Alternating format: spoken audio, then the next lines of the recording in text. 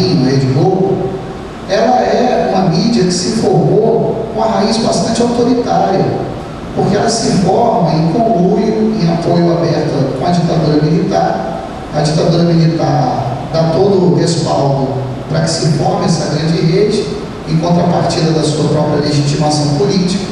Isso fez com que o caráter da mídia brasileira seja um caráter bastante intransigente. A mídia brasileira, vocês vão concordar comigo, é uma mídia que fala de tudo, menos dela mesma.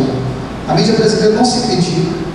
A mídia brasileira não aceita nenhum tipo de controle social, nenhum tipo de controle social. Qualquer tipo de controle da sociedade, no sentido de democratizar, de permitir um maior diálogo, um controle efetivo de suas atividades, é encarada como censura, ou eles alegam que é censura. E essa tradição excludente inibe a pluralidade, inibe a diversidade. Vocês sabem, tão bem quanto eu, que as concessões de rádio e TV, as emissoras de rádio e TV, elas são concessionárias do poder público.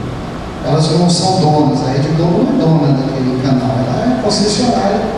E, como toda concessionária, ela tem que seguir algumas normas expressas na lei. Mesmo a lei Código de Telecomunicação Brasileira, que é antiga, de 62, exige, por exemplo, as concessionárias promovam valores sociais, sirvam como instrumento também de educação do povo. E, na verdade, a população brasileira, primeiro, não tem consciência de que se trata de concessões. A Globo é dona daquilo, na mente das pessoas, a Globo é dona daquilo. E a renovação, a discussão de renovação ou não das concessões, dado o poder político que acumulou a mídia brasileira, não passa de uma discussão burocrática. O ano passado, por exemplo, venceu a concessão da Globo, né? Foi debatido no Congresso, entre aspas, debatido a sua renovação. Foi renovada. Com que debate na sociedade? Nenhum, zero debate, porque enfrentar esse tipo de poder é muito grande. Aqui no Brasil, se a gente for falar, por exemplo, uma coisa que a própria radiodifusão brasileira, os grandes meios de comunicação, eles colocam como exemplo do liberalismo, da democracia, os Estados Unidos da América. Lá nos Estados Unidos da América, tem uma lei lá desde 1943, se a gente fosse colocar aqui no Brasil, ia ser motivo de gritaria por parte da família Marinho. Ia dizer que os bolcheviques iam estar tomando poder, que é uma lei simples, é a lei da propriedade cruzada. Ou seja, se a pessoa ou um grupo econômico detém a propriedade de um rádio, de uma cadeia de rádios naquele espaço geográfico, ela não pode, ao mesmo tempo, ser dona de TV. Se for dona de jornal, também não pode ser dona de rádio ou de TV. É uma forma de impedir que a concentração de propriedade crie também o monopólio da opinião e exacerbe o poder político na mão de determinados grupos econômicos. Vejam bem, isso existe na Europa, isso existe nos Estados Unidos, e aqui no Brasil, essa discussão sequer é aventada. Tal o poder avassalador da mídia. O governo Lula, a Graça falou isso no ano passado, o governo Lula, no primeiro mandato, mostrou que não compreendeu absoluta a questão da luta pela democratização do meio de comunicação. É isso? O Lula até chegou a tentar tomar algumas iniciativas, por exemplo, por proposta da Federação Nacional de Jornalistas, foi enviada ao Congresso, por parte do Poder Executivo, uma proposta de criar uma coisa simples, o Conselho Nacional de Jornalistas. O Conselho Nacional de Jornalistas, ele ia funcionar como o OAB funciona, como o CREMERG funciona.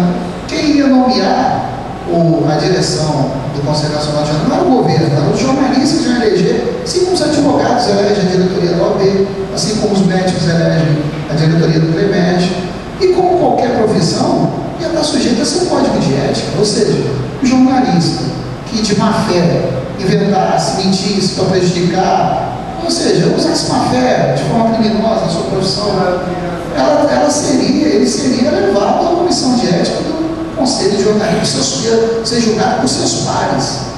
O governo enviou essa proposta. Não sei se vocês se lembram, a gritaria da mídia chegou a ser histérica. E uníssona, eles não abriram espaço para um contraditório, não havia espaço para contraditório. Conselho é uma tentativa de tutelar a informação, é censura. E o que o governo Lula fez? Empurrou. Não manteve essa família Bock com Manchete, Cívica com Abril, Mesquita, Estado de São Paulo, Frias, Folha de São Paulo e Levi, Gazeta, Nascimento e Silva, Jornal do Brasil. Hoje, famílias Levi, Mesquita, Bock, Nascimento e Silva já não exercem já esses controles. Surgiram grupos poderosos como a RBS, mas que tem atuação muito focada em Rio Grande do Sul e Santa Catarina. E desde o início, como eu disse, como teve essa peculiaridade de no Brasil, ao contrário, como eu disse, que na Europa, né, da BBC e outras experiências na França, a radiodifusão começa com o Estado sendo o detentor daquela experiência. No Brasil não, já começou o comercial.